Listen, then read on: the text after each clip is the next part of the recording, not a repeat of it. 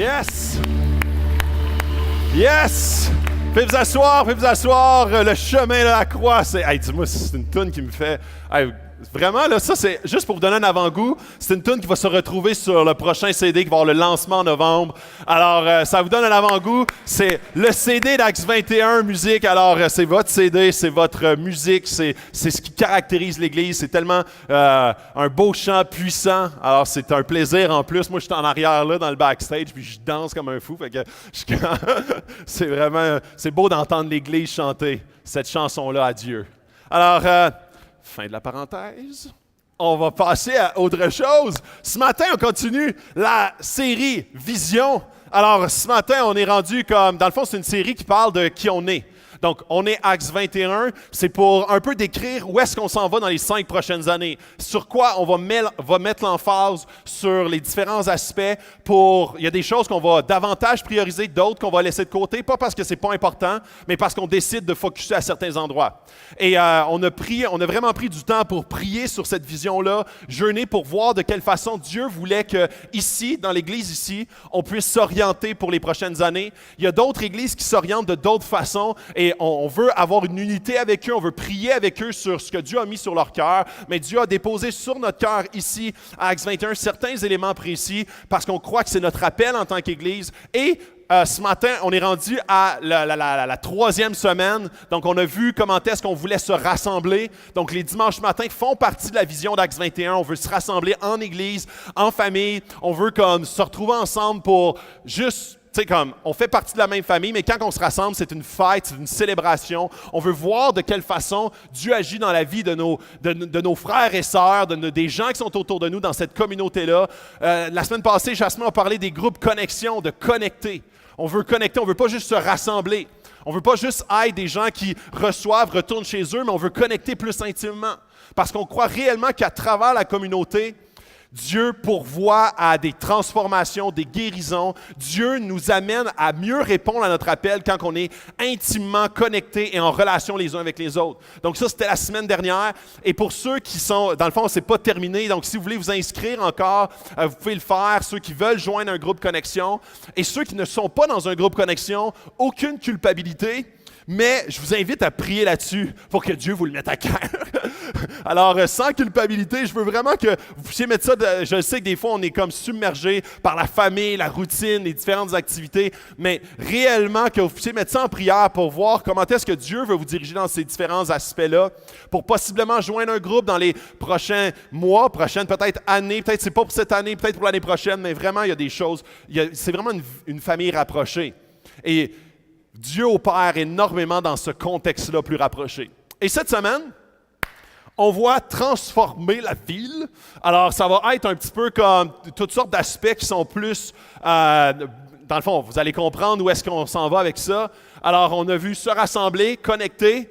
On passe au dernier, mais on va revenir au 3e et 4e la semaine prochaine et la semaine d'ensuite, parce que vous allez comprendre pourquoi on a décidé de le mettre aujourd'hui par rapport à transformer la ville. Donc, on ne veut pas juste être une église. On ne veut pas être justement une église centrée sur soi, sur nos besoins, mais on veut également rayonner. On veut comme être une bonne nouvelle pour la ville. Pas juste pour le message qu'on dit par notre bouche, mais aussi par les actions qu'on pose avec notre corps. Alors, c'est là où est-ce qu'on veut être une bonne nouvelle concrète en action et pas juste des belles paroles. Alors, aujourd'hui, on va vraiment traiter de ces différents aspects-là et vous allez comprendre par quelle stratégie on va passer et comment ça se dessine, ça. Et aussi, comment est-ce que Dieu, c'est pas quelque chose qui vient juste de nous puis de notre feeling intérieur. On voit comment est-ce que dans sa parole, Dieu pousse dans ces directions-là d'une façon très concrète parce qu'il veut... Ben, j'ai de la misère à introduire parce que c'est plein de punch qui s'en viennent plus loin, tu sais. Fait que vous allez voir comment est-ce que Dieu veut cela, mais pour le bien de tous. Alors, je veux te demander une question au début de parcours. Ça, c'est drôle parce que j'ai posé cette question-là ce matin à mon neveu qui a comme 8 ans. J'ai posé ça à ma petite fille qui a 4 ans. Je vous pose la question aussi, mais pour certains, c'est difficile d'y répondre parce qu'ils sont déjà arrivés là.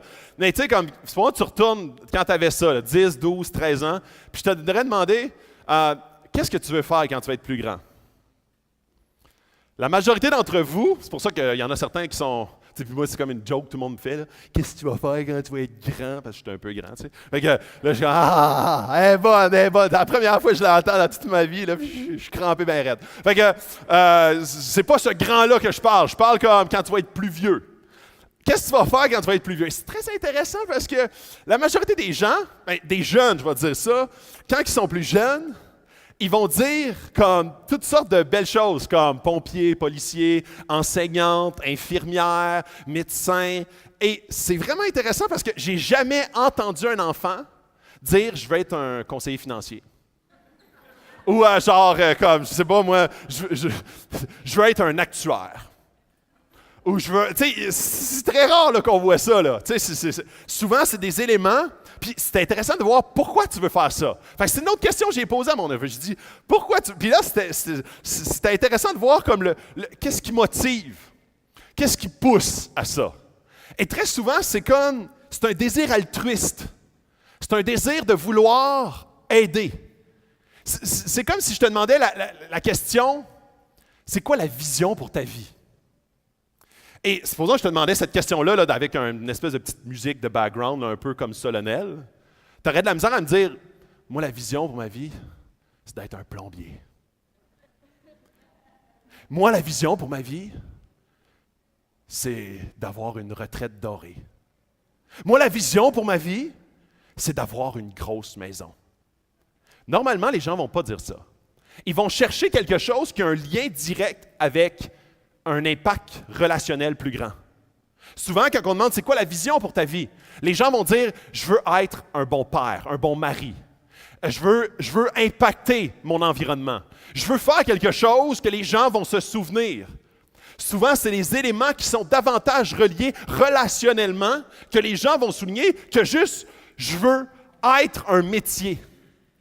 Et c'est intéressant, même les enfants, quand ils disent je veux être pompier, policier, oui, il y a comme l'aspect des camions qui les intéresse, mais quand tu vas plus profond, il y a l'aspect de « je veux aider les gens ». Une infirmière, une enseignante, je veux comme déverser mon savoir, je veux comme avoir quelque chose qui va... Puis j'ai rien contre les plombiers, j'ai rien contre les actuaires et les représentants financiers, c'est pas ça la question, OK? Je suis en train de dire qu'en début de parcours, il y a quelque chose qui nous pousse, un sentiment interne qui nous pousse à dire « je veux quelque chose qui va faire une différence ». Et c'est très culturel. C'est très culturel. Il y a quelque chose qui nous pousse à vouloir le bien des autres. Et ça, on recherche une certaine identité là-dedans. On recherche une certaine position dans la vie à travers ça. Et il y a un passage vraiment qu'on va traiter ce matin. Et on va voir comment est-ce que on est appelé à plus. On est appelé à quelque chose de complètement différent en tant que chrétien. Mais en début de parcours, ça ne fait pas de sens pour nous. Et c'est normal. Je ne sais pas pour vous, mais comme ça, ce matin, c'est les 3 points qu'on va voir ensemble, la transformation personnelle, de l'entourage et de la ville. Et on ne peut passer au dernier point, au cercle extérieur, sans commencer par le cercle intérieur. Et il y a une émission que vous connaissez certainement, ou plutôt un film, qui en ont fait comme 28, je pense, maintenant. Là. C'est les Transformers. Les Transformers, c'est comme des voitures classiques, des camions classiques, des grosses vannes, des camions, des autos, et ils sont capables de se transformer dans quelque chose d'extraordinaire, et soit pour le bon ou soit pour le mauvais. Alors, il y a comme des Transformers bons, et il y a des Transformers mauvais. Il y a des Transformers qui se battent pour le bien de l'humanité et il y a des Transformers qui se battent pour détruire l'humanité. Alors, mais les deux se transforment, les deux comme se modifient complètement, ils ne sont pas reconnaissables et sont à peu près juste la couleur qui est reconnaissable, mais le reste est complètement différent et ils se transforment dans un objectif précis, soit du bon ou du mauvais. Et c'est là où est-ce qu'il y a un passage très précis, on va passer beaucoup de temps dedans, qui est dans Romains. Et dans Romains 12, OK? Il dit ceci, « Je vous encourage donc, frères et sœurs, tout le monde, gang, je vous encourage, par les compassions de Dieu, à offrir votre corps comme un sacrifice vivant, saint, agréable à Dieu, ce sera de votre part un culte raisonnable. » Puis culte, ça a l'air un peu sectaire, mais c'est comme, ça va être un acte d'adoration de votre part. Ça va être quelque chose qui va être puissant de votre part. Ne vous conformez pas au monde actuel, mais soyez transformés, transformer, par le renouvellement de l'intelligence. Et voyez comment est-ce que, vous savez, comme, tu sais, des fois quand on regarde, là, quand on s'assoit là, genre aux nouvelles du soir, et on regarde la télévision, on voit que notre monde, c'est pas facile. On voit qu'il y a comme plein de mauvaises nouvelles. Tu sais, comme hier, 6-1. C'est une défaite vraiment difficile. Ça va pas bien. Non, au-delà de ça, évidemment, pour ceux qui ne savent pas, les Canadiens ont perdu vraiment beaucoup hier. Fait que ça fait toujours mal au cœur. Mais quand on regarde un peu plus longtemps les nouvelles, ou un peu avant, parce que les sports, c'est à la fin, mais avant, on se rend compte que ça va pas bien. C'est même comme... Je me demande où est-ce que dans 10 ans, puis même moi je regarde mes enfants puis je suis comme, wow, ils vont l'avoir difficile. Je ne sais pas à quoi ça va ressembler la planète dans 20 ans, au niveau même écologique, au niveau politique, au niveau des guerres. J'ai comme pas l'impression qu'on s'en va dans une direction qui est comme, wow, la paix devant. Puis je pourrais mettre en parenthèse la tuerie qu'il y a eu à Las Vegas. Puis on est comme, comment est-ce qu'on se fait comment est-ce qu'on fait pour se protéger de ça? Qu'est-ce qu'on fait pour éviter ça? On regarde le monde actuel et il y a des levées de la gauche qui affronte la droite, des rassemblements qui disent « moi je crois ça », puis on s'affronte avec les armes. On voit de la violence à travers le monde et maintenant la violence n'est plus juste à l'extérieur de notre pays, mais est à l'intérieur. On voit des propos haineux levés de la société. On voit toutes sortes de prises de position. On voit également comment est-ce que toute la société, la pensée de la société nous impacte. Et c'est là où est-ce que Paul, quand il écrit ce passage-là, il dit « Ne vous conformez pas ». Savais-tu que si tu fais juste dire, comme, si on fait juste vivre, c'est sûr et certain qu'on est influencé. Influencé et on change. Le changement fait partie de la vie. Comme quand on vieillit, on voit que notre corps change. On voit que notre visage change. Le changement est intrinsèque en nous. La mort fait partie de la vie. Tous les éléments nous amènent dans un changement. Et c'est là où est-ce que quand on fait juste vivre, on prend le changement qui nous impacte de notre environnement et progressivement, on devient teinté par ce changement-là. Un changement qui, quand on regarde froidement, on se dit « Wow, le monde ne va pas dans la bonne direction ». Mais très souvent, c'est très facile de devenir très semblable à ce changement-là. Et que ce soit dans le passé, 2000 ans en arrière, ou maintenant, on voit comment est-ce que la pensée du monde nous influence. Et ça ne va pas dans la bonne direction. On a l'impression qu'on a évolué en tant que société.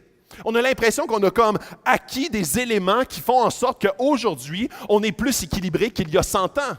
Sauf que quand je regarde notre monde, où est-ce qu'il y a des martyrs à travers le monde, il y a des gens qui souffrent, emprisonnés pour leur liberté d'expression, je vois des gens qui sont mis à mort, je vois des dictateurs, je vois même dans les milieux démocratiques, je vois des gens où est-ce qu'encore le racisme est quelque chose de très présent. Je vois comment est-ce que le sexisme est encore quelque chose de très présent. On a l'impression d'avancer. Je mets un point d'interrogation. Et c'est là où est-ce que quand Paul dit « ne vous conformez pas », c'est une action délibérée envers une pensée collective. Et c'est drôle comment est-ce que souvent le Québec, on a l'impression d'être comme une terre qui est peu impactée. Moi, c'est drôle parce que souvent, je fais un cours dans une de mes classes et je fais un cours sur les préjugés. Et en début de parcours, c'est une classe majoritairement québécoise d'étudiants 20-25 ans. Okay? Et c'est assez intéressant de voir qu'en début de parcours, les gens québécois, pour la plupart, 90%, pensent qu'ils n'ont aucun préjugé. Et là, je leur donne un peu de matière par rapport aux différents préjugés, et là, je leur fais écrire sur un papier de façon anonyme leurs préjugés. Et je les encourage fortement. Je dis, vous n'avez peut-être jamais dit ça à personne, puis faites attention pour votre copain, le voir à côté, mais écrivez, tu sais, ce que vous n'avez jamais révélé, là. Écrivez-le, mais sans votre nom. Et là, je ramasse les papiers, une classe de 50, genre. Et là, je ramasse les papiers, je les mélange, et là, je les prends et je lis ce qui est écrit là-dessus. Et là, les gens prennent conscience. J'ai fait ça après avec 300 étudiants jusqu'à maintenant. Et à l'intérieur d'une classe de 50 étudiants, chaque feuille que je lis, il y a des préjugés scandaleux. Racistes, sexistes, discrimination de tout genre et très virulents. Et là, ce qu'ils se rendent compte, c'est que ce n'est pas un parmi les 50, c'est 49 sur 50. Et là, ils regardent tout le monde autour d'eux et sont comme « Ah, ça, c'est nous. » Et c'est drôle de voir comment est-ce que souvent on est comme, les Québécois n'ont pas de préjugés. On est comme, on est acceptant, on est comme, tu sais là, genre pas de problème. Puis quand on va plus profond, on se rend compte qu'on est teinté de préjugés profonds. Et on se rend compte qu'on se leurre quand on pense qu'on n'est pas affecté par une société qui ne s'en va pas dans la bonne direction. On est une société qui va clairement dans une mauvaise direction. Et on est tous impactés par ça. Alors, quand Paul nous appelle « Ne vous conformez pas au siècle présent » ou « Ne vous conformez pas au monde actuel », ça veut dire que c'est un acte délibéré de dire « OK, je ne veux pas être juste teinté par l'environnement dans lequel je me situe. Parce que clairement, ça ne va pas m'emmener dans la bonne direction. » Et il continue, il dit « Mais soyez transformés par le renouvellement de l'intelligence. » Donc, il ne t'appelle pas à être influencé. Il t'appelle à être transformé. Et ça, ce n'est pas facile à prendre. Parce que vous allez voir les autres versets que je vais lire, c'est comme, si c'est juste une modification de tes motifs, ou juste une modification, une petite modification sur ta méthode de pensée, c'est impossible. C'est impossible d'avoir une transformation à ce que l'Évangile t'appelle à être et d'impacter la société si tu n'es pas impacté profondément, personnellement, premièrement. Souvent, des gens qui sont comme... Puis c'est drôle parce que dans notre société actuelle, on va prioriser beaucoup la transformation personnelle, ou plutôt la modification personnelle. Il y a beaucoup de gens qui vont venir à l'Église, ils vont comme être intéressés à une spiritualité pour eux. Ils vont être intéressés pour évoluer dans la vie.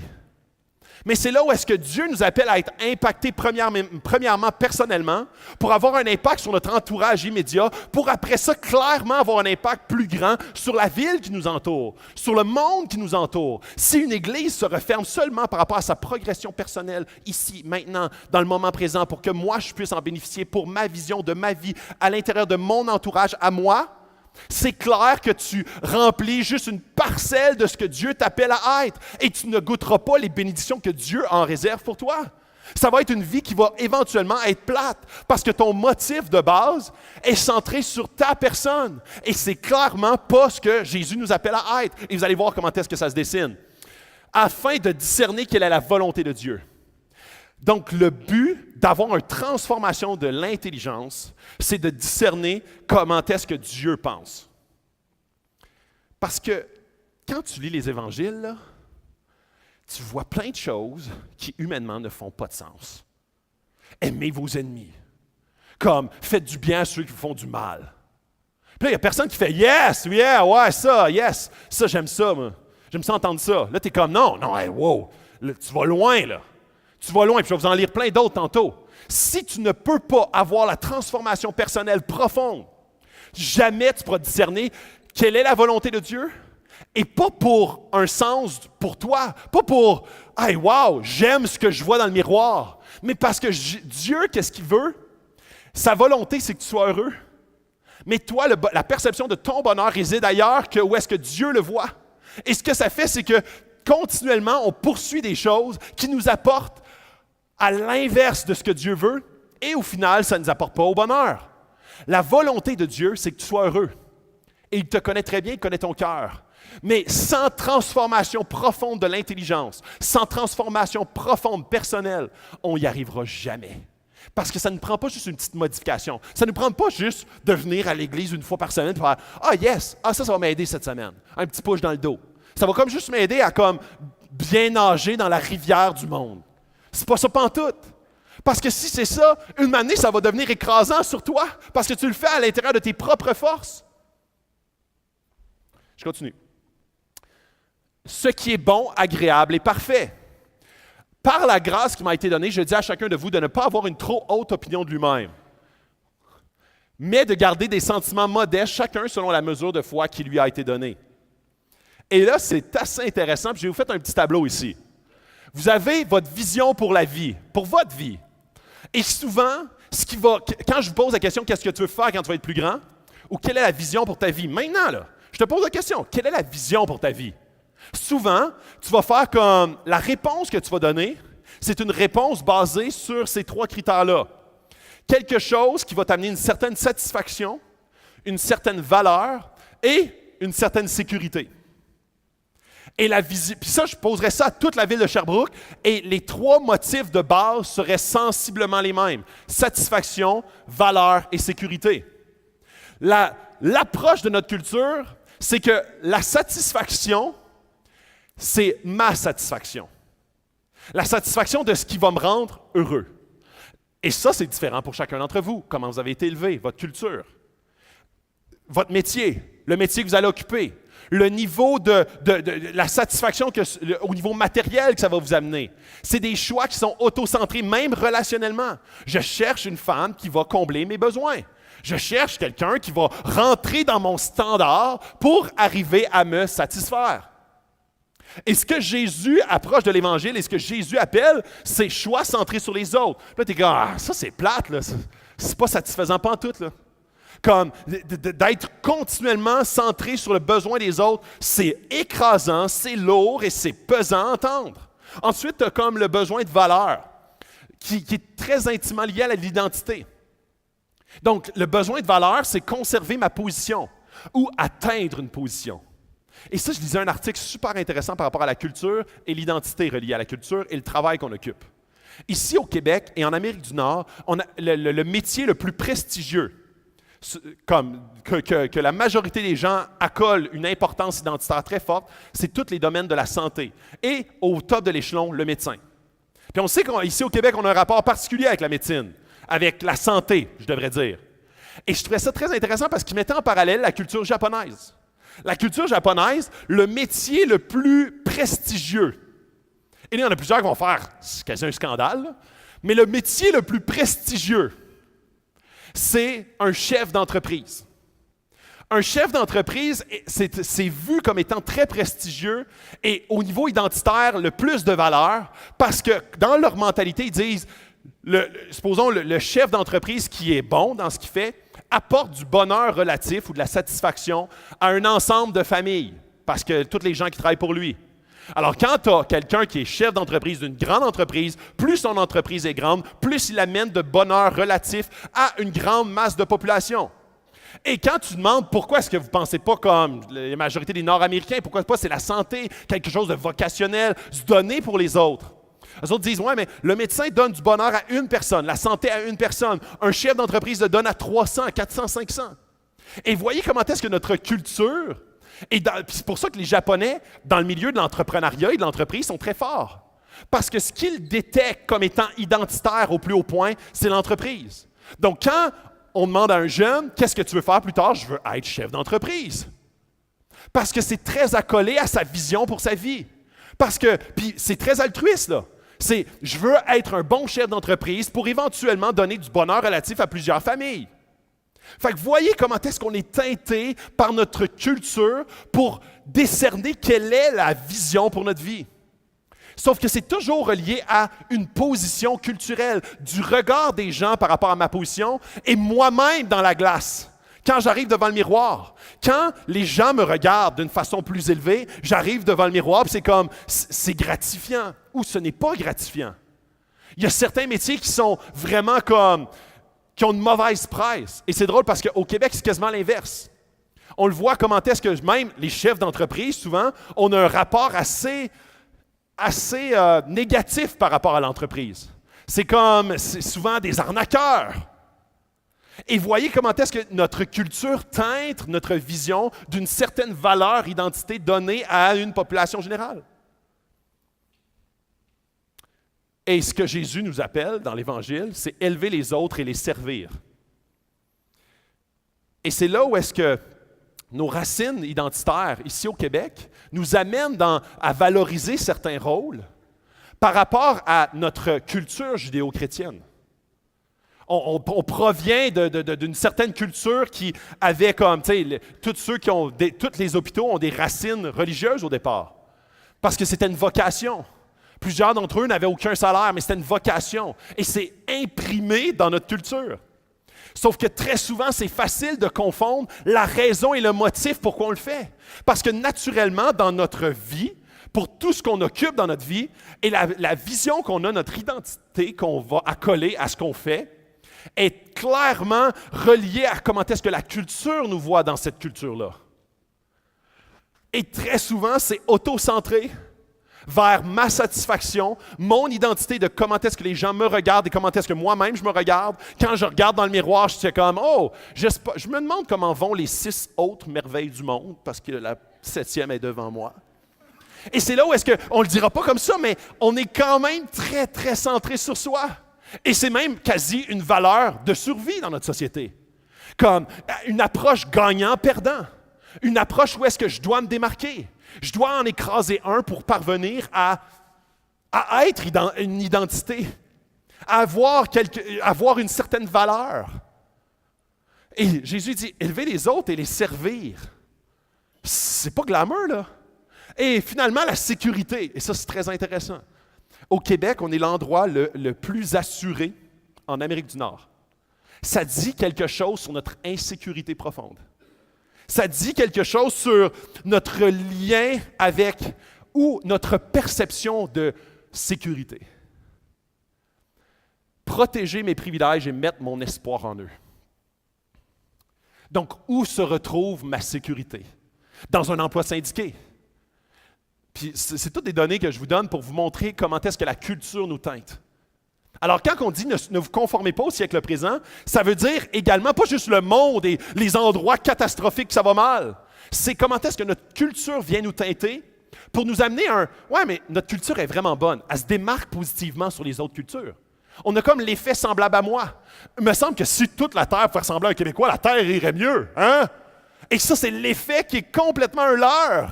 Parce que notre culture nous enseigne à dire « ta culture est meilleure qu'ailleurs ». Et on se dit parce que nous, notre culture, centre sur les bonnes choses. Mais c'est là où est-ce que c'est juste plus acceptable à nos yeux sans être une bonne chose à la base. Et on cherche notre sécurité dans ce qui nous apporte. Puis en Amérique du Nord, on est l'endroit le plus assuré et le plus syndiqué. Pourquoi? Parce qu'on protège. Notre sécurité est dans notre emploi, dans notre matériel, dans notre santé. Notre sécurité est dans notre degré d'assurance de tout genre. Notre sécurité est à cet endroit-là. Alors, quand on perd ces choses-là, notre monde s'écroule. Et ce que Dieu nous appelle, laissez tomber mon statut et croire en Christ seul. Et souvent, c'est une étape qui est comme, mais c'est ridicule. C'est ridicule. Jésus, je ne le vois pas. Mon assurance, je peux la signer. Je ne le vois pas concrètement. Et c'est là où est-ce que c'est un pas de foi.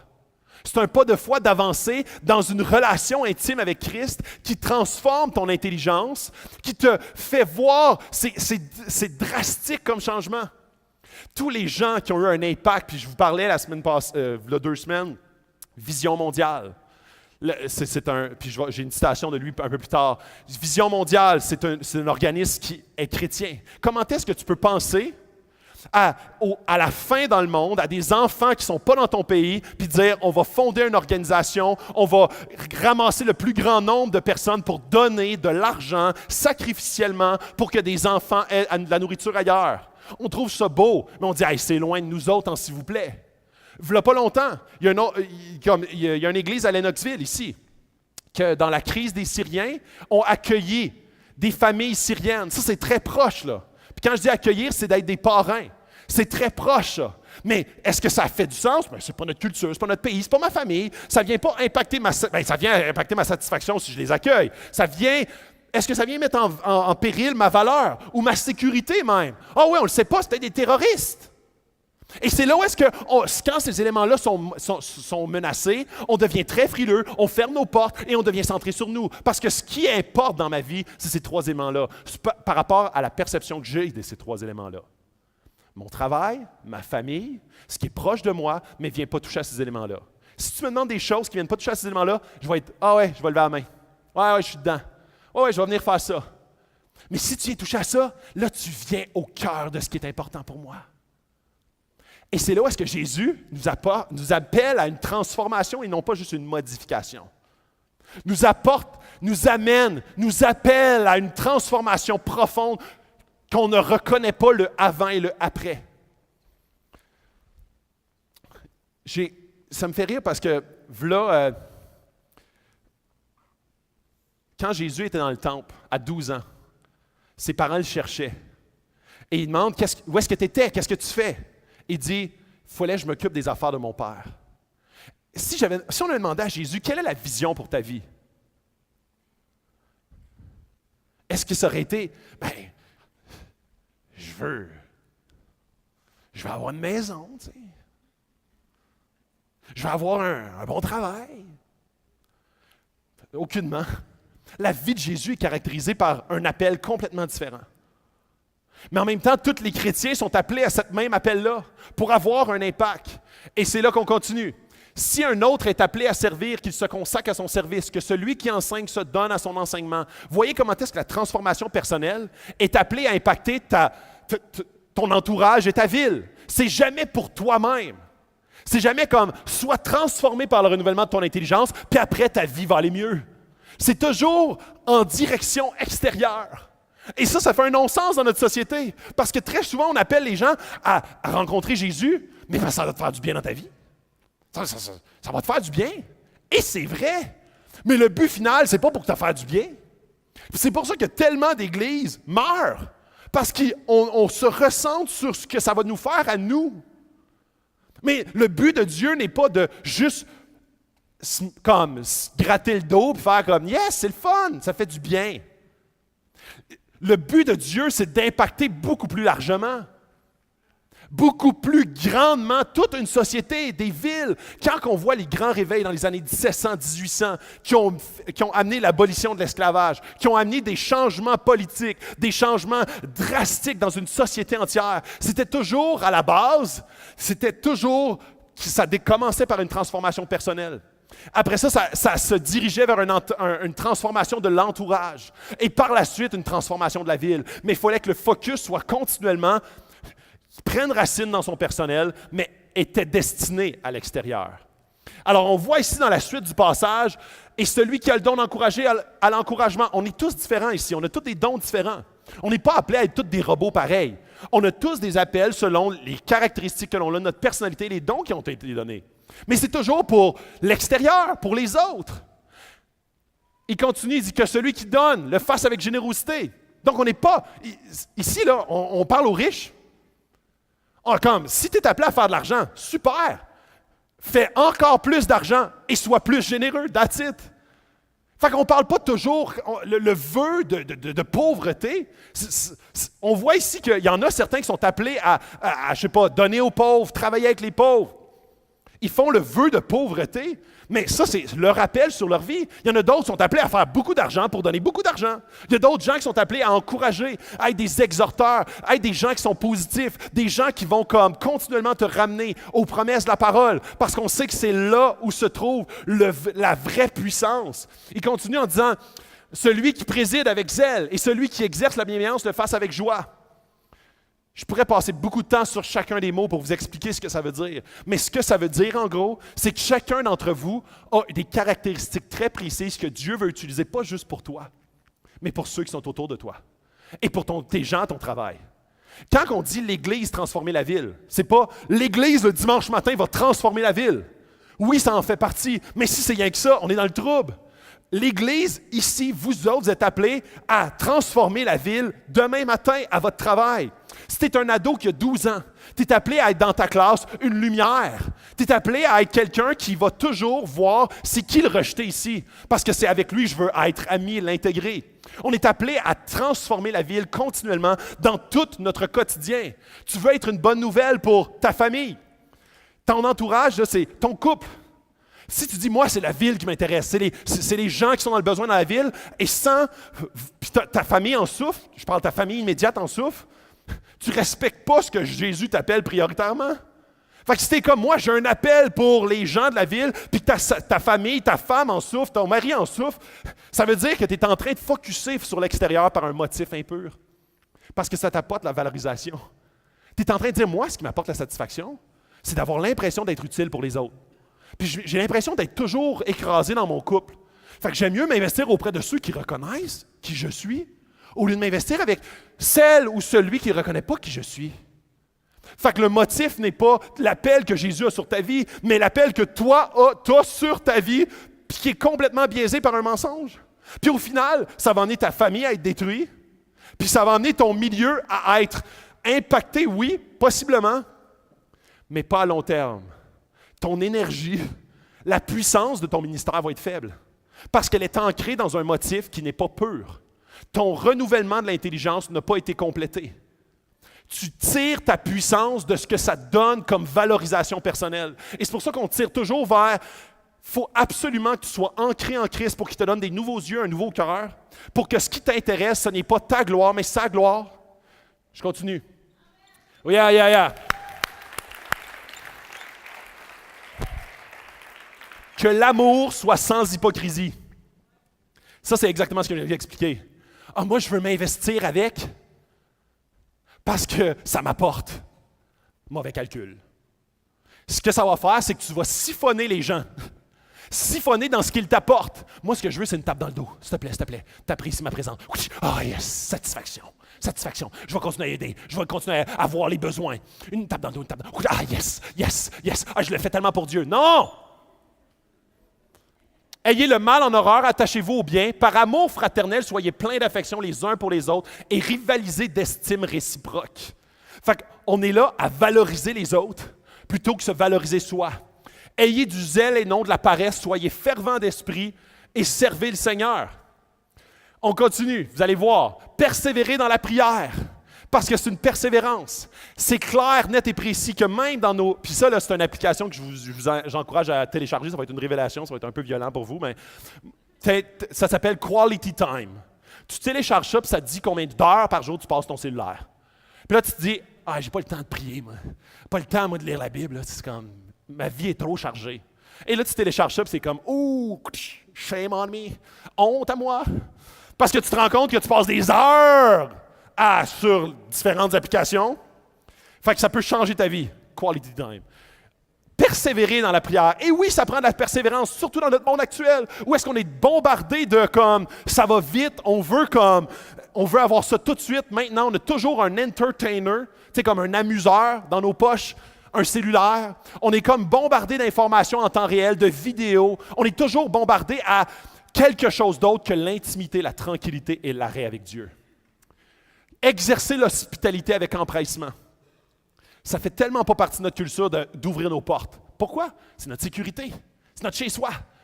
On barre les portes. C'est pas n'importe qui va rentrer dans mon intimité parce que c'est ma sécurité. Vivez en plein accord les uns avec les autres. N'aspirez pas à ce qui est élevé, mais laissez-vous attirer par ce qui est humble. Ne vous prenez pas pour des sages, ne rendez à personne le mal pour le mal, recherchez ce qui est bien devant tous les hommes. Si cela est possible, dans la mesure où cela dépend de vous, soyez en paix avec tous les hommes, mais si ton ennemi a faim, donne-lui à manger, s'il a soif, donne-lui à boire, ne te laisse pas vaincre par le mal, mais sois vainqueur du mal par le bien. C'est un passage qui a des centaines de choses à dire, qui est tellement deep, tellement profond, dans Romains 12. Et là, je vous ai fait un topo rapide. Ce que Dieu t'appelle à être, à faire, c'est de te laisser transformer à la lumière de qui il est. Et non pas, tu ne peux pas dire, je vais en prendre certaines parties et en laisser tomber d'autres. Parce que sinon, tu vas juste adapter le christianisme à ta vision des choses. Ce que tu vas faire, c'est que tu vas te laisser modifier, légèrement changer, mais pas transformer. Ce que ça va faire, c'est que oui, tu vas faire des belles choses, mais ça ne va pas être ancré dans la bonne base. Et ça va tirer à sa fin rapidement, parce que c'est centré sur ton nombril. Dans Romains, puis ça continue, que chacun se soumette aux autorités qui nous gouvernent. Alors voyez, ça commence très personnel. Ton intelligence, tes actions, ton entourage. Aimer les pauvres, aimer les gens autour de vous, puis après ça, la ville, le gouvernement, se soumettre aux autorités. En effet, on n'a pas à craindre les magistrats quand on fait le bien, mais quand on fait le mal. Veux-tu ne pas avoir craint l'autorité? Fais le bien et tu auras son approbation. Rendez à chacun ce qui lui est dû. L'impôt, c'est très concret, là. L'impôt, à qui vous devez l'impôt. La taxe, à qui vous devez la taxe. Le respect, à qui vous devez le respect. L'honneur, à qui vous devez l'honneur. Ton patron, c'est une autorité. Tu ne payes pas d'impôt, mais il a droit à ton respect, même si, sur certains points, il n'est pas digne de respect. Est-ce que Jésus t'appelle à dire « Donne le respect à celui qui est digne de respect » ou « Respecte celui qui n'est pas respectable ». Ça, c'est vraiment plus d'être ancré quelque part qui « Wow! » Ça dépasse l'humain normal. Rendez à chacun... conduisez-vous honnêtement et revêtez-vous du Seigneur Jésus et ne vous préoccupez pas de votre nature propre pour satisfaire vos convoitises. Parce que si tu te laisses juste influencer, rapidement, on va tweaker ça à notre avantage et ça va être souvent vers moi, vers ce que ça m'apporte. Plusieurs personnes gravitent dans l'Église et ça serait facile. C'est facile, il faut continuellement se remettre en question. Parce que tu peux graviter dans l'Église parce que ça t'apporte satisfaction. Ça t'apporte une valeur que tu n'as jamais eue avant. Par les gens, comment est-ce que tu gravites, tu as un ministère, tu sers les gens, tu es bien perçu. Mais c'est là où est-ce qu'il faut toujours se recentrer sur Christ parce que sinon, tu peux faire les choses par un mauvais motif, même si c'est dans l'Église. C'est pour ça que tellement d'églises sont détruites par le désir de l'être humain à vouloir gérer sa business. Ce n'est pas notre business, c'est la business de Dieu. Alors, tant et aussi longtemps qu'on voit ça, cette organisation-là, comme notre business, on est à risque de vouloir mettre de l'avant des choses que Dieu ne veut pas mettre de l'avant. Dans Matthieu 5,16, « Que votre lumière brille devant les hommes afin qu'ils voient votre belle manière d'agir et qu'ainsi ils célèbrent la gloire de votre Père céleste. » On veut être pour faire, pour que les gens voient qui il est. OK, je veux répéter ça, OK? Donc, à cause que lui est, OK? Dieu nous aime, il est un bon Père, il a envoyé son Fils, il l'a fait. Maintenant, à cause de cette réalité-là, Jésus s'est fait pauvre pour que moi je puisse avoir une grande richesse spirituelle. Jésus a sacrifié sa relation avec son Père pour que moi je puisse avoir une relation avec son Père. Alors maintenant, je veux suivre, je veux avoir un renouvellement de l'intelligence constant, concret et profond pour moi faire, pour lui remettre la gloire de qui il est. Alors, c'est là où est-ce que tu ne veux pas être une bonne personne pour que les gens te reconnaissent comme étant une bonne personne. Tu veux être une bonne personne pour que les gens voient qu'il y a quelque chose de plus big en toi que juste une bonne personne. Et que ce plus big-là, il s'appelle Dieu. Alors, toutes tes actions sont toujours à la gloire de Dieu. Et ça te protège de toi. Mais moi, je vous dis, aimez vos ennemis, bénissez ceux qui vous maudissent, faites du bien à ceux qui vous détestent, priez pour ceux qui vous maltraitent et qui vous persécutent afin d'être les fils et les filles de Dieu. Alors c'est là où est-ce que c'est complètement, si on prend ça humainement, c'est ridicule. On n'a pas le choix de passer à travers la transformation pour faire « yes ». Ça, c'est le royaume de Dieu. Et le royaume de Dieu amène le bonheur dans ta vie. Parce que ce royaume-là n'est pas épuisable. Ce royaume-là, cette perception-là du bonheur n'est pas seulement une perception. Et plus que tu y goûtes, et plus que tu dis « je veux rien d'autre ». Plus que tu t'approches, et plus que tu dis « je veux plus aller ailleurs ». Ronald Sider, Philip Olson et Mme Heidi Unruh, ils ont écrit un livre qui s'appelle « Des églises qui font une différence ». Et ils disent ceci, « Quand les gens voient l'amour en action, ils sont plus en mesure de croire en un Dieu aimant. » Et c'est toute là l'essence même de pourquoi tu veux être, c'est pour qu'il voit qui il est. Pas pour qu'il voit qui tu es. Parce que sinon, c'est centré sur des besoins auto-centrés, sur toi. Et ça manque de puissance. Ça va te tirer, tu vas dire, OK, il faut que j'en fasse plus parce que je ne ressens plus ce que je ressentais il y a quelques années en faisant ça. Alors, ça devient une drogue. Ça devient une drogue de satisfaction, de sécurité ou d'estime.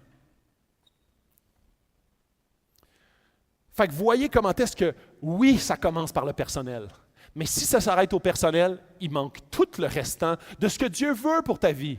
Si toi, ta spiritualité, tu la vis juste avec toi-même et ton petit personnel, tu n'es pas en train de goûter à toute la bénédiction que Dieu te réserve. Et la vie chrétienne devient plate. Pourquoi? Parce que tu ne la vis pas. Tu ne vis pas. Tu ne la vis pas, tu fais juste dire comme « moi j'aime ça m'apporte quelques modifications, ça m'aide à voir les circonstances différemment, point. » C'est une vie plate. C'est comme si tu dis hey, « moi j'aimerais tellement être un médecin. » Mais parce que c'est plein de connaissances que je peux utiliser quand je m'écorche j'ai un ongle, ben, je peux le guérir, tu sais, puis je peux me prescrire des antibiotiques, puis je peux comme quand je suis malade. Tu fais « what? C'est pour ça? » Non! Si c'est ça, tu trouves la vie de médecin plate. C'est le même principe. Si tu es un chrétien, puis tu vis ça pour toi, tu vas faire comme, ouais, j'ai goûté à ça il y a quelques années, mais j'ai trouvé ça comme, j'aime mieux vivre ça dans mon sous-sol, c'est moins challengeant, je rencontre pas des gens bizarres autour de moi, j'ai juste à moi à challenger avec moi, puis il me semble que j'aime mieux ce que je vois que ce que je vois. Mais tu ne goûtes tout pas à ce qui est bon. Dans 1 Timothée, je sais qu'il est déjà avancé. Je veux vous lire ce verset-là très rapidement parce que je ne vais pas trop l'expliquer. Je veux que vous voyez comment est-ce que la parole, ce n'est pas juste un verset qui en parle. Il y a plein de versets qui parlent. Et je vais vous faire quelques versets en rafale. Puis la Bible, ce qu'elle dit, c'est très clair. Je n'ai pas besoin d'en expliquer davantage. Vous allez voir comment est-ce que ça fait partie de la vision de Dieu pour tout chrétien. Et même, j'irai plus loin, pour tout être humain. Il rêve que tout être humain soit sauvé pour être transformé personnellement, pour qu'il ait un impact dans son entourage et qu'il ait un impact sur sa ville. Quand je dis sa ville, c'est plus largement.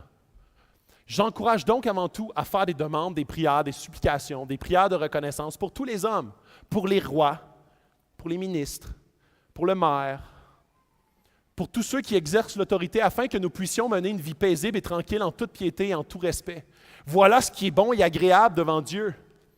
Notre Sauveur, lui qui désire que tous les hommes soient sauvés et parviennent à la connaissance de la vérité, on doit prier pour le maire qui va être bientôt élu, peu importe qui il est, pour que la politique soit influencée par la transformation de l'intelligence, pour qu'il y ait une transformation personnelle dans sa vie. On veut prier pour ton patron à ton travail. On veut prier pour la DG du CHU. On veut prier pour les autres instances d'influence dans la vie, dans la ville. On veut prier pour les gens qui gravitent partout parce que c'est bon. C'est bon pour la ville, c'est bon pour eux. Et ils vont goûter à quelque chose qu'ils n'ont pas soupçonné avant. Voilà ce qui est bon et agréable. Je continue. Dieu cherche des gens à utiliser et si vous vous rendez disponible, il vous exposera. La prière la plus belle et dangereuse que vous pouvez prier est la suivante. Utilise-moi. Et tu ne sais jamais ce qu'il y a après ça, mais c'est tellement puissant, tellement révélateur. Il y a quelque chose qui est extraordinaire dans le fait d'être utilisé par Dieu. Et tu ne peux soupçonner comment est-ce qu'il va te travailler à travers ton utilisation. Et c'est jamais bon quand quelqu'un dit « j'aimerais ça t'utiliser ».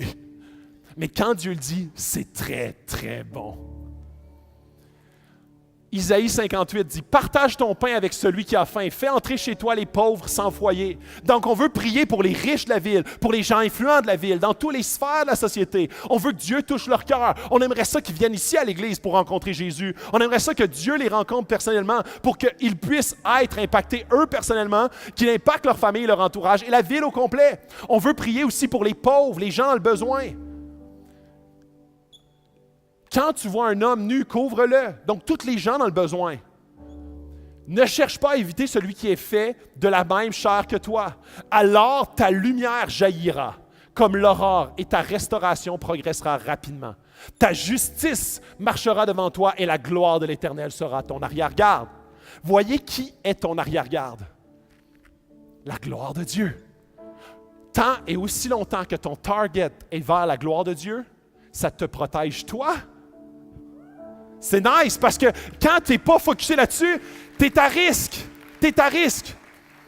Il continue, si tu partages tes propres sources avec celui qui a faim, si tu réponds aux besoins de l'opprimé, ta lumière surgira au milieu des ténèbres et ton obscurité sera pareille à la clarté de midi. L'Éternel sera constamment ton guide. Il répondra à tes besoins dans les endroits arides et il donnera des forces à tes membres. Tu seras pareil à un jardin bien arrosé, à une source dont l'eau n'arrête jamais de couler. Ton power ne dépendra pas de si tu as encore le power parce que ton power provient de Jésus. Et juste avant que je vous montre un petit vidéo super encourageant, je veux vous lire ce verset-là et par la suite, je vous laisse avec un petit vidéo de quelques minutes que j'ai trouvé fantastique. Il est en anglais, mais il est sous-titré français. « Recherchez le bien-être de la ville, où je vous ai exilé et intercédé auprès de l'Éternel en sa faveur, parce que votre propre bien-être est lié au sien. » On doit avoir à cœur pas juste notre vie, pas juste notre famille, mais notre ville, notre travail, toute l'entreprise dans laquelle on travaille, dans les endroits où est-ce qu'on gravite, les CPE dans lesquels on fait garder nos enfants, les écoles dans lesquelles ils vont. On doit prier pour ces instances-là, pour qu'ils soient impactés par Dieu. On veut que Dieu les rencontre personnellement, les individus, mais aussi l'organisation. Et je vous le dis, on n'a pas besoin, j'ai pas l'audace de dire ce qu'on veut, c'est transformer la ville d'ici 5 ans. Mais on veut commencer. On veut commencer quelque part. Et je veux vous présenter une petite citation de Bob Pierce, le fondateur de Vision Mondiale. Je trouvais ça intéressant que ça vienne de lui. Il dit « Ne manquez pas la chance de faire quelque chose parce que vous ne pouvez pas tout faire. » Le but en tant qu'Église, on sait que dans la ville de Sherbrooke, on est à peine 0,5% de chrétiens. On veut que notre ville soit impactée. On ne va pas dire qu'on va être la base et avec nos 400-500 personnes qui sont ici et 200-150 à Magog, on va transformer la ville de Sherbrooke et de Magog. Mais clairement, on veut avancer vers faire quelque chose. On veut être dans l'action. On ne veut pas juste être une église qui se rassemble, mais clairement une église qui prie pour que Dieu transforme la ville et qu'on puisse être ses outils. Qu'on puisse dire, utilise-nous, utilise-moi dans mon milieu de travail. On a des appels qui sont personnels et des appels qui sont collectifs. Des éléments que il y a des gens ici dans la salle qui ont des ministères auprès de toutes sortes d'organismes, toutes sortes de gens dans la ville. Et ça, c'est des initiatives personnelles. Et c'est super parce que Dieu transforme la ville à travers des individus, mais à travers des collectivités. Et on veut avoir cette même vision-là, cette même approche-là, de dire on ne veut pas ne pas avancer parce qu'on ne peut pas tout faire. Mais clairement, on veut prier que Dieu puisse transformer cette ville. Je rêve que dans les 15-20 prochaines années, la ville de Sherbrooke puisse avoir des centaines d'églises. Des centaines d'églises qui se rassemblent et qui ont cette même vision-là d'impacter la ville. J'aimerais ça que toutes nos universités, nos hôpitaux, la politique soient impactés et qu'il y ait une transformation collective de notre intelligence. Où est-ce que notre bien-être n'est pas la priorité dans notre vie, mais le bien-être collectif? Où est-ce qu'on axe tout dans une même direction, pas parce qu'on veut avoir une gloire d'être la ville ou la région la plus, mais parce qu'on veut remettre la gloire à Dieu. Dieu veut déjà, dès maintenant, reconstruire, veut déjà comme installer sa présence. Et c'est à travers son Église qu'il le fait. Et quand je dis son Église, c'est pas juste dans les murs, c'est aussi à l'extérieur des murs. Parce que vous êtes l'Église. C'est pas ça l'Église, c'est vous. Alors c'est là où est-ce que notre vie chrétienne se passe à temps plein. Et non pas juste quand on vient ici le dimanche. Et j'aimerais, dans les prochaines semaines, puis c'est la raison pour laquelle on a mis ça, c'est transformer la ville, lors de la soirée de l'Halloween, il va y avoir une initiative dans les groupes Connexion de faire ce qu'on appelle une halte des lumières. À la fin, je vais réannoncer cette annonce-là avec la diapo. Et ce qu'on vous encourage à faire, c'est que durant cette soirée-là, il va y avoir toutes sortes de haltes de lumière. Des endroits où est-ce que vous avez la photo ici, où est-ce que on le sait que la ville passe l'Halloween. Et nous autres, ce qu'on veut, c'est être des endroits où la lumière ressort. On veut être des endroits où est-ce que dans les différents quartiers de la ville, il va y avoir des groupes connexion qui vont installer un barbecue dehors, mettre de la décoration lumineuse et non pas pour faire peur. On veut que les gens soient un lieu de rassemblement. Un lieu de rassemblement social, où est-ce qu'ils ont des hot dogs gratuits, du chocolat chaud gratuit, ils peuvent aller faire pipi. On va assurer aussi une sécurité, dans le sens que si on veut être là, puis ça va être un endroit, puis dans les prochaines années, on veut faire évoluer ce projet-là, pour que ce projet-là devienne en partenariat avec la police de Sherbrooke pour être des endroits où est-ce qu'on assure une sécurité. Donc, vous êtes dans votre groupe Connexion, c'est peut-être pas un endroit que vous êtes peut-être en appartement, vous n'avez peut-être pas l'espace, mais il va y avoir différents spots dans la ville où est-ce que des différents groupes vont pouvoir se joindre ensemble pour faire un happening, pour faire des haltes de lumière. Et on va vous fournir un package, un espèce de paquet de communication pour pouvoir faciliter l'organisation de votre activité. Donc, ce qu'on veut, c'est d'être une lumière dans la ville. Et on veut racheter cette fête-là qui est sombre, qui est ténébreuse. On veut nous autres, en tant que chrétiens, être une bonne nouvelle pour la ville, être une nouvelle qui amène la sécurité, qui amène de la lumière, qui amène du chocolat chaud et des hot dogs. Donc, on veut être cette Église-là qui est en mouvement.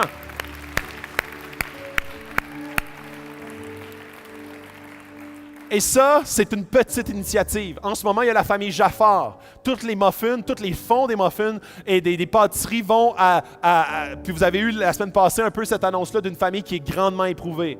Il y a un petit garçon de 10 mois qui lutte contre une leucémie. Le père a perdu son emploi, la moisissure est poignée dans la maison. Vous avez comme un méchant package. Et on veut, en tant qu'Église, on ne connaît pas cette famille. Ce n'est pas une famille qui vient à l'Église. On ne connaît pas cette famille, mais on veut absolument être une bonne nouvelle pour eux. Donc, on veut aimer la ville. On veut aimer les individus. On veut être une bonne nouvelle. Et c'est pas parce que ça ne... Je sais qu'une halte des Lumières ou quelques dollars provenant des muffins, ça ne va pas transformer cette famille-là et ça ne va pas transformer la ville. Mais on ne va pas dire on ne fera rien parce qu'on ne pourra pas tout faire. On va commencer quelque part. On va avoir toutes sortes d'initiatives, environ une fois par mois, comme ça, où est-ce que l'Église se met en mouvement vers une cause. L'Église se met en mouvement pour être une bonne nouvelle pour la ville.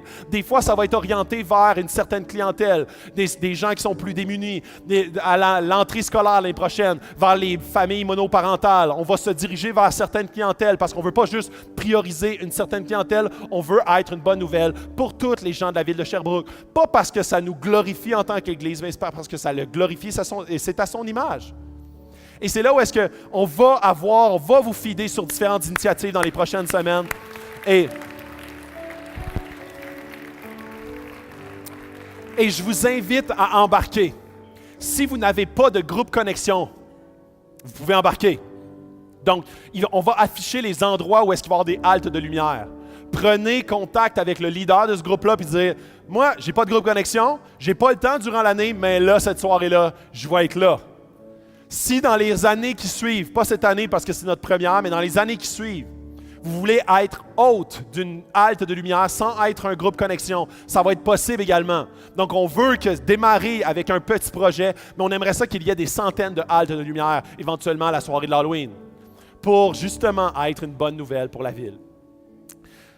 Je veux finir en prière parce que je sais que c'est un gros défi qui est devant nous. C'est un gros défi personnel.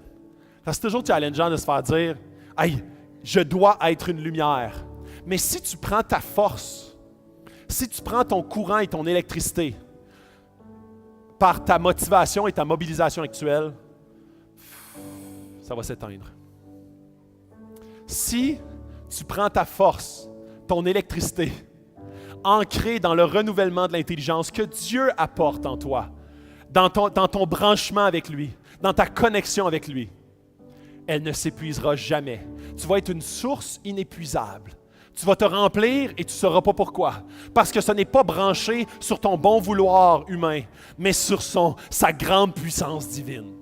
Et c'est spécial parce que le prochain chant qu'on va chanter, ça dit « Tu es ma force ». Intarissable. Tu es ma force. C'est toi qui vas accomplir ça avec tes outils. Donc, on va prier à Dieu, utilise-nous. Mais tu es notre force.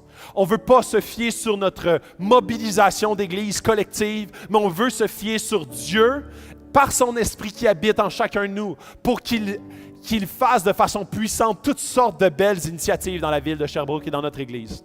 Oui, Dieu, on vient devant toi parce qu'on sait que tu es un Dieu extraordinaire, complètement puissant, tout puissant, je devrais dire.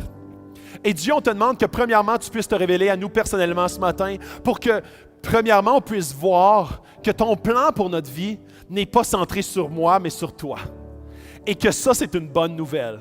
Parce que plus que je me centre sur toi et plus que ça devient libérant pour moi, plus que je ne suis pas assoiffé d'une drogue que jamais ne pourra m'apporter le bonheur. Seigneur, je veux être ton serviteur, ton esclave. Je te demande, Seigneur, que tu puisses amener dans notre Église un désir profond de connexion personnelle avec toi. Un désir de transformation personnelle, un désir de transformation de notre entourage, de notre famille, de notre couple, et finalement une transformation de la ville, à travers les lumières qui brillent, ton esprit qui habite en nous, à travers, Seigneur, ce que tu vas faire dans cette ville, et on s'attend à toi pour que tu nous surprennes, parce qu'on ne veut pas prier pour quelque chose de spécifique, parce que tu es plus grand que cela. Tu es plus grand que ces limites-là qu'on pourrait te mettre. Mais on te demande, Seigneur, que dans les prochaines années, la ville de Sherbrooke puisse être puissamment impactée par les chrétiens qui y habitent.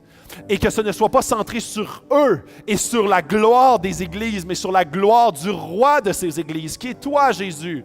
Alors Dieu, que tu puisses te glorifier puissamment dans les prochaines années et que tu puisses continuellement nous refocuser au bon endroit. Dans le nom de ton Fils, Jésus, compris ces choses et pour ta gloire. Amen.